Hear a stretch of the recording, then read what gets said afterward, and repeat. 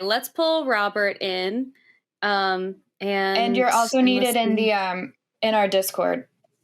Morgan and I are figuring out something. Yes. Oh, okay. Hello, Robert. You are live with Promise and Alyssa. How are you? Hi, I'm fine, thank you. Good evening. How are you both doing? This is the same Robert from last week, correct? Yes. Yes. Yes, that's awesome. correct. Thanks for calling back. And I will tell you, like I said, I don't know if you heard me earlier, our lag is so bad right now. So we're all going to do our best to not talk over each other. It's going to happen, but hopefully we can sort it out. Just know that the lag is happening and we're all going to have to work with it. Thank you. So I have an argument for why the bodily autonomy argument for permitting abortion is invalid. I'd like to present this argument to you. It's 4 premises and a conclusion, and I can give you justifications for the premises if you disagree with them. Does that sound okay? Sure. Okie dokie. So 1, bodily autonomy is the right to make decisions about your body. 2, the right to bodily autonomy is a qualified right, not an absolute right. 3, the right to bodily autonomy does not permit you to kill other innocent human beings, and so is trumped by the prohibition on killing innocent human beings. 4, when you have an abortion, you are killing an innocent human being. Conclusion, therefore, abortion should be prohibited. So I think my biggest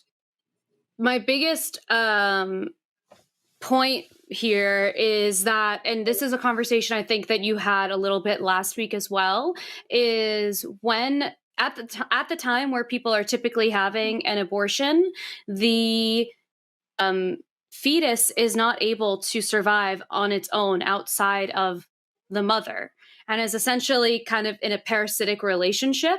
And so when you're saying things like the bodily autonomy has, sorry, can you repeat your 4 points again? I want to write them down. I should have written them down when you said them, but I want to focus on listening, but I actually want to write them down to make sure that I don't forget. Sorry, Robert. Yes, sure. I said them pretty quickly. Sorry. So number 1 is bodily autonomy is the right to make decisions about your body. 2, the right to bodily autonomy is a qualified right, not an absolute right. 3, the right to bodily autonomy. Sorry, say the second one more time. Yeah. The right to bodily autonomy is a qualified right, not an absolute right. 3, the right to bodily autonomy does not permit you to kill other innocent human beings, and so is trumped by the prohibition on killing innocent human beings. 4, when you have an abortion, you are killing an innocent human being. And conclusion, therefore, abortion should be prohibited. But what you're failing throughout all of this is to tell us how this is killing a full human being. And how it's okay. So here's the thing. Because we're going to go back to the last thing I told you over and over and over again, which is that being legally forced to give your bodily autonomy over to any other life, dead, alive, grown-ass adult, newborn, fetus, anything, should not be a legal requirement.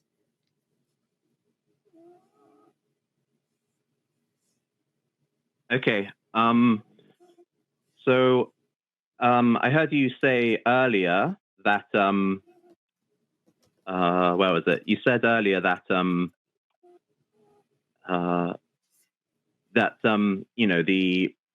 fetus kind of relies on the body to survive and wouldn't survive outside the body, and so it's not. Correct. It's not. So it's not killing because the fetus isn't viable outside the body and can't survive outside the body. I don't even, right. You can call it killing. I don't care what word you want to use for it. If you're removing it so that I am not giving up my body, that's the part that we're focusing on. But you want to keep using these words like killing and murder and stuff like that, when it is actually, if you describe the process, it is removing, as Alyssa pointed out, the parasite from the body. So you have to tell me why I should be forced to do that. Okay, so, well, like I said, there's a general prohibition on killing innocent human beings, and I have an argument for why. I haven't presented it yet, but I have some arguments. But how do you know that this is an innocent human being? It could end up being the next Hitler, as I pointed out. There is no way to know that it's an innocent human being. We don't know that it's not going to end up taking the life of the mother at some point. We don't know anything about it. So you can't make these claims about it when it is still just a fetus. That is the whole point. It can't survive on its own. It's not a viable life.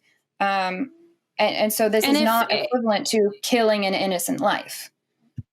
And if you were to have an abortion because of reasons that maybe your life as the mother is being put in danger and you have to have an abortion, do you still feel the same way, that you're killing an innocent life and that you shouldn't do that and the mother just gets to die? Sorry, please, could you repeat the question? So if we're very concerned about killing an innocent life, what happens in the circumstance that a mother her life is in danger, and the only thing that would prevent her from dying would be to remove the fetus and to have an abortion? Yeah, in that case, the decision of what we should permit should be guided by which outcome would result in the lowest expected number of innocent human beings being killed. And so if it's an ectopic pregnancy, for example, where both the mother and child will die if you forbid abortion, then in that case, 2 innocent human beings would die. But if you allow abortion, only 1 innocent human being would be killed. And so we should choose whichever option results in I don't agree with your premise that this is, quote, an innocent life. So I'm unable to follow this all the way through. I don't think that it is, quote, a life. And that's why to me, it's such a waste of time, you and I sitting here to try to discuss the morality behind whether this is a life or not. That's why, to me, this is about autonomy, because I don't want to be legally forced to give up my body to any other thing at all. Okay, well, so even if it's so the thing is, like, I think the point of you using the bodily autonomy argument is, I've heard you before say that, even if it's Einstein, you still have the right via bodily autonomy to carry out an abortion, like even if it's totally conscious and everything like that. And so I think I'm, proceeding along those lines. You wouldn't have an abortion, Robert. You wouldn't have no one has abortions unless it is like an extreme exception. No one has abortions with a fetus that is conscious. That's not real. That doesn't happen. Well, after about 24 weeks, kind of. No one's having abortions at 24. No one's having abortions at 24 weeks. That's not happening, and that's you're getting off topic over and over and over again, because this truly is about, it's not that I make it about bodily autonomy. It is about bodily autonomy. That is the argument. If you want to debate the morality behind it, go talk to somebody else. I think that's boring and I don't care. We're not going to agree because we don't have the same moral standards. What I will happily talk about is bodily autonomy, because that's the legal issue here. If you're wanting to say that you should be able to take away my legal rights, you need to give me a really good reason for that. And you need to know that we're never going to align on these moral beliefs, because you already made it really clear last week that we do not share those same standards. Because I actually care about the woman's life that is going to have her life completely altered based off of this choice that she should have.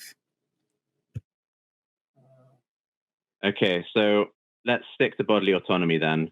like I said, so one of the premises of my argument was that the right to bodily autonomy does not permit you to kill other innocent human beings, and so is trumped by the prohibition on killing innocent human beings. So an example of this is that but you can't assume that this is an innocent. I don't think it's killing. I don't think it's killing, Robert. That's the whole, like, you keep moving forward with this as though we've agreed to your premises, and we haven't. Okay, so I can justify that premise then. So the justification that abortion isn't killing, when in fact it is, saying that abortion isn't killing, it's just ending a pregnancy, is like saying that opening the airlock in a room of a spaceship while someone is inside isn't killing, it's just pressing a button. In both cases, you're causing their death. No, that's not. Killing. That's not. Here's a much better example. Let's say that, well, back to this. I feel like I'm just repeating myself from last week, which is fine. Let's say that Alyssa is bleeding out and she needs my blood and she's attached to me. And I say, no, I don't want her taking my blood anymore. And I unhook myself from that. And Alyssa bleeds out and dies. Did I kill Alyssa? Yes, you did. Well, I mean... Okay, so you think that people should be legally forced to give blood then? Is that where we're going to go with this? So it depends on the specifics. There's some very fine specifics here. I just gave you the example. Yeah. Well, it sounded like you gave sort of two different examples. So when you walk past someone who is bleeding badly and needs a blood transfusion and you decline, you're not murdering an innocent human being because, they're already bleeding out and, you're totally inactive and they die anyway. If you really need me to make this super crystal clear for you to continue to just disagree with me and not give a good reason for it, I can do that. If I see Alyssa on the sidewalk bleeding out, somebody there says, hey, I can connect you to her and you can donate your blood to her right now and save her life. And I say, okay, I agree. I'll do it. You hook me up to Alyssa. I'm saving her life. Now she's on her way to living again because she has my blood. And then I think, you know what? I changed my mind. I actually don't want to give my blood anymore. And I get up and I unhook myself and Alyssa dies because she doesn't have blood anymore. Did I kill Alyssa? In that case, no, because she's already kind of bleeding out and you didn't cause her to bleed out. Because she's not a viable life at that point. Correct. That's the same thing with removing a pregnancy that isn't a viable life form. And that's why it's not killing, Robert. And I'm not going to agree with you on that, no matter how many times you present the same thing over and over again. Well, the viable life form point is irrelevant. And here's why. So when you say that Robert, stop being so dishonest. You just made that the point of why you disagreed with me in this example I gave you. And now you're special pleading for your own situation? No, there's two different things going on here. So one, viability is simply, the ability of an organism to survive in a particular environment. And so human beings can't survive in the vacuum of space. But, that doesn't mean that if I sort of press the button on the airlock and let all the air out of the ship, of the spaceship, of the room that you're standing Robert, that has nothing to do with Robert, stop using that example. It has nothing to do with bodily autonomy because that's not me protecting my bodily autonomy by pressing a button somewhere in space. That is a terrible example. Stop using it. It's also if someone's an astronaut, they consented to putting their body in whatever that situation is, and that's a whole. It literally has so many other variables that have nothing to do with keeping a pregnancy or not keeping a pregnancy. Yes, you've removed completely the fact that it impacts the other person's body. Well, the distinction between a spaceship and a body isn't morally relevant, and here's why. The reason why you can do what you want with your body in normal circumstances is because your body is your possession. And in general, by default, you're allowed to do what you want with your possessions as long as you aren't harming or killing other people. And this is why you have the right to bodily autonomy, because you possess your body and you're allowed to do what you want with your body. That's the presumed right. But it is not an absolute right. It's a qualified right. It's qualified by you not being allowed to use your body to harm other people. For example, you're not normally you're allowed this is why a fetus shouldn't be allowed to harm the body that it's in. Unfortunately, the fetus can't do shit, which is why we take it out when we don't want it, because it can't make that choice or decide that, oh, I shouldn't harm others, because it's not a freaking person. Well, I mean, it is a person, because a person is a human being, and well, then it's not a human being because it's harming other people when you're saying you shouldn't harm other people. Yeah, people shouldn't harm other people, but tell that to the fetuses that are living and taking up space in a womb when the person doesn't want them there.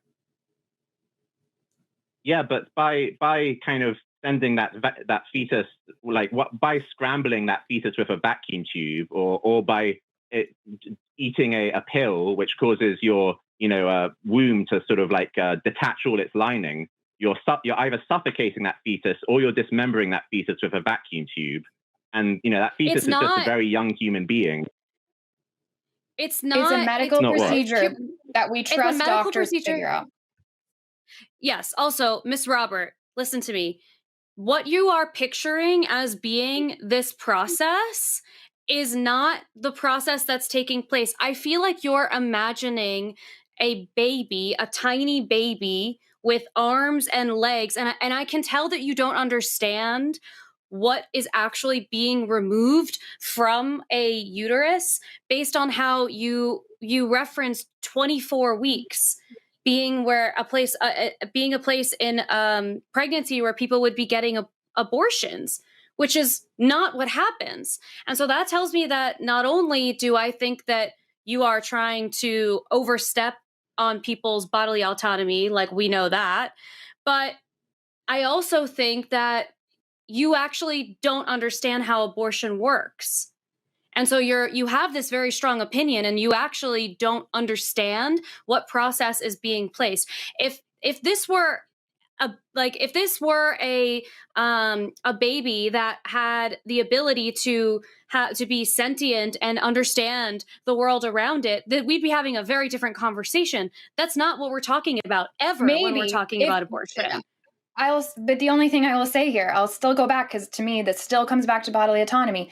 If the only way for me to get a grown-ass man out of my womb so that I don't have to support its life is for me to go through a medical abortion, and he's not gonna survive it. Sorry, you don't get the rights to my body. That's not my problem here. That's why I keep telling you, Robert, this is about bodily autonomy. It's not me making it the point. That is the argument at hand. That is what we're discussing, is if we care about bodily autonomy or not. And you just made a great case for it when you said we shouldn't harm others with our body. And Alyssa and I both pointed out that that's what this fetus is doing when it's there, when somebody doesn't want it there. And so we're simply removing the non-viable life form, which I have gone on the record to say, I don't care if it is a grown person. I'm not going to be legally forced to give my body over to anything else. And you have still, throughout this entire call, throughout last week, not given any reason why we should give up our bodily autonomy.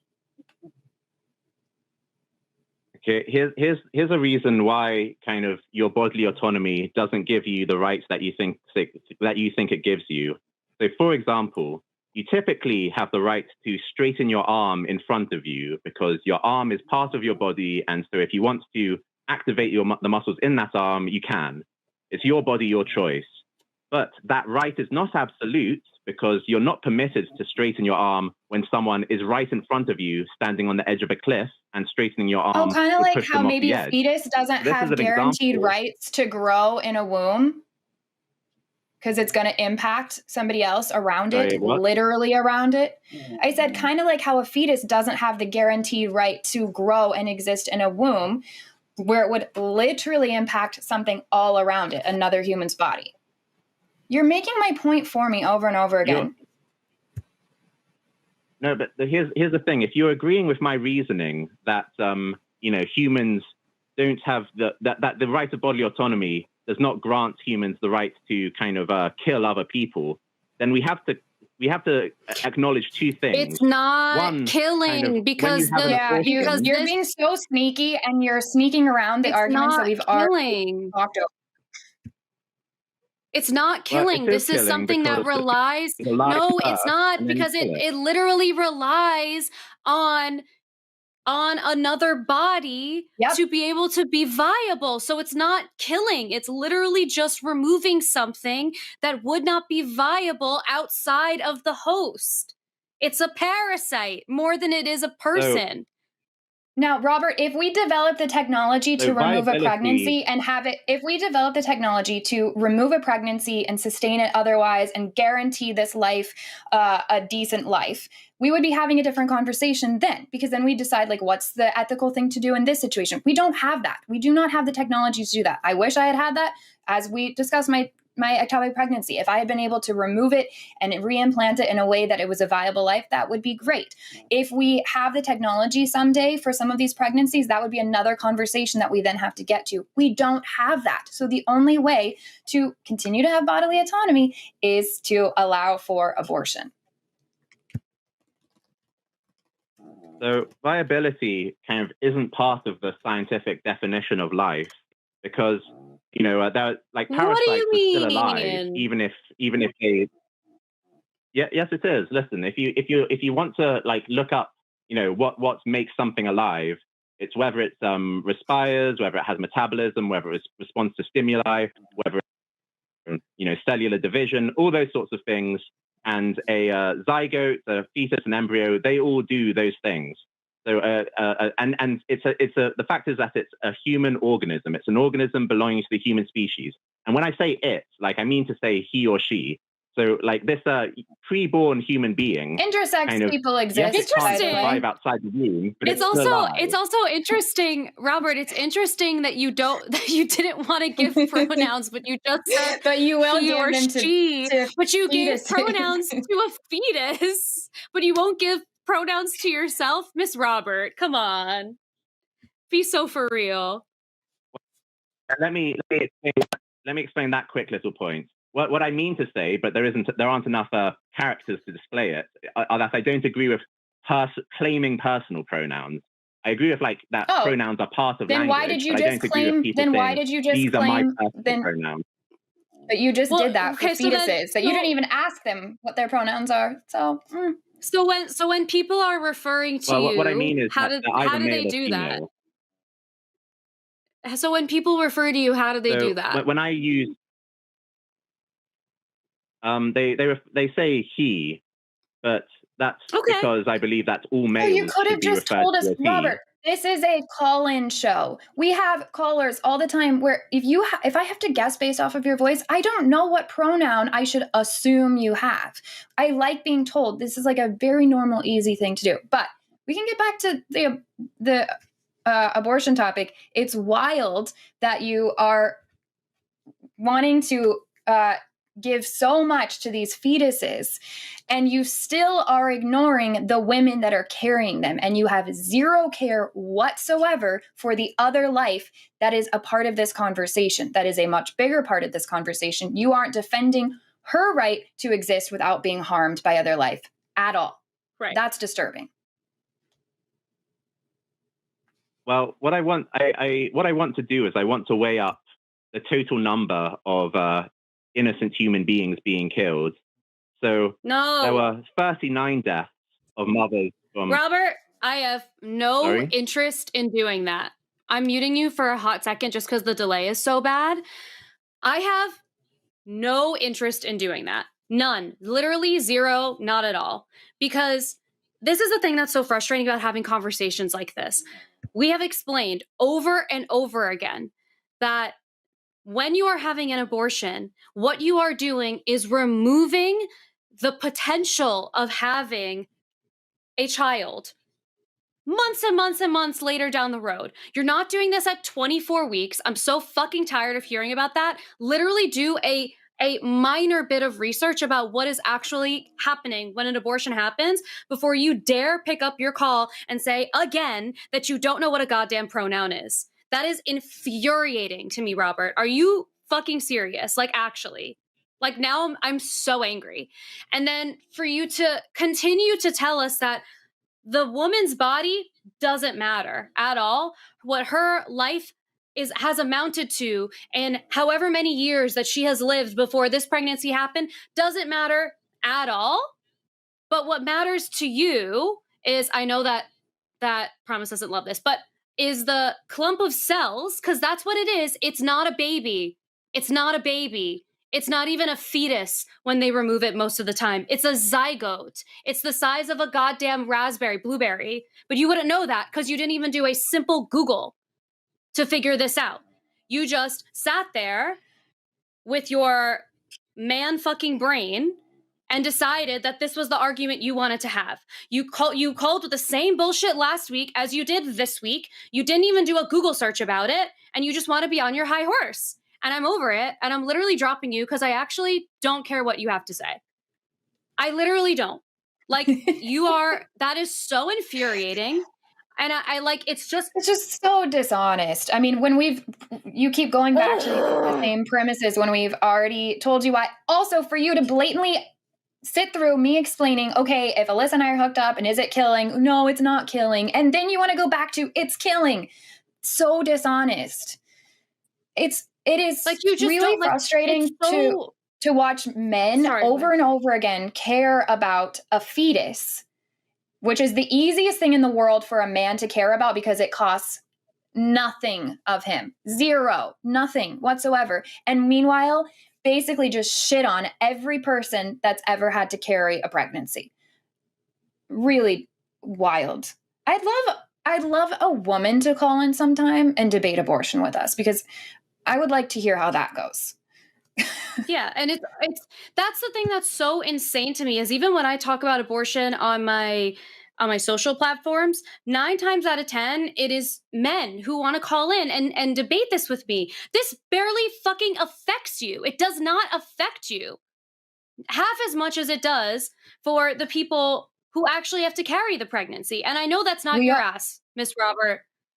Well, and a lot of times a woman doesn't want to have children because she doesn't have a partner that's going to actually step up and co-parent properly or be a healthy father to her children and all this. So we have this issue already of men not showing up and not stepping up as fathers, but then they want to force women to be pregnant. It is, I'm so done with it. Thanks for hanging up on it. We already gave him so much time last week. Also, when you just keep ignoring our points after agreeing with them, like, out of here. Right. And it's also like, it was frustrating because a part of me is also hearing him do a combination of what felt like flipping through a script and also trying to, like, in some way, I want to be sort of like, I'm glad that he kept his composure and was trying to be like level in the call, but you're not. It doesn't make it less rude or less disrespectful when you're hearing the things that we're saying and then disregarding it, and then also saying things that are blatantly wrong, like that someone's having an abortion at 24 weeks. Like, so you're actually still being disrespectful of our time because you actually don't know what you're talking about. You called in for the second week, and then you tried to go toe-to-toe with me with it on this. And, like, I'm sorry, it's just not going to happen. Like, it's just not going to happen because everything you're saying, that was so infuriating. I feel like, did you see that clip that went viral, and it was a girl being like, she like freaks out for a second and she was like, I need to calm down. I'm an adult. Yes, I love that one. Oh yeah, my God. It's frustrating. But yeah, maybe someday somebody will call in and debate with us and show up honestly in the conversation when points are made. I don't know. Yeah, it's feeling a lot like how the God talks go, though.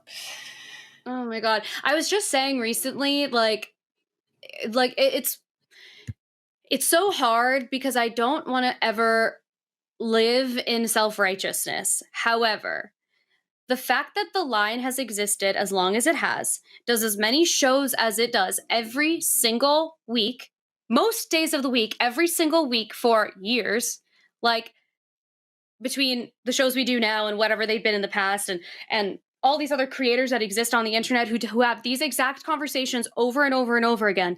And there has not been a single person to like unequivocally prove the existence of God, prove that he's a good person, and then also prove that we shouldn't be able to prioritize bodily autonomy. It gets hard to believe that we are very wrong. And I want to always remain open to like whatever possibilities, but when I think about the sheer amount of time that we spend having these conversations as a whole, like as a community, I just can't, it just seems impossible to me. Yeah, for sure. I mean, but on the other hand, I think these are the conversations that, and obviously the reason we do these shows and keep having the same arguments over and over and over again is because people need to hear how these conversations sound. I mean, 90% of the time, I'm not expecting the person on the other end to change their mind whatsoever in our conversation. It's not enough time. It's not, that's not how I would have a conversation with somebody that I'm trying to truly change the mind of. It's more like, we're debating it, So we're debating an issue. But for other people to get to hear that, that's what helped me start changing my mind about so many things is I would hear the arguments that I had in my head that I would never have with anybody else. I would hear like some of the dumb points that Robert made were some of my arguments against abortion. And then when you actually hear them and you hear somebody else push back, it's really powerful.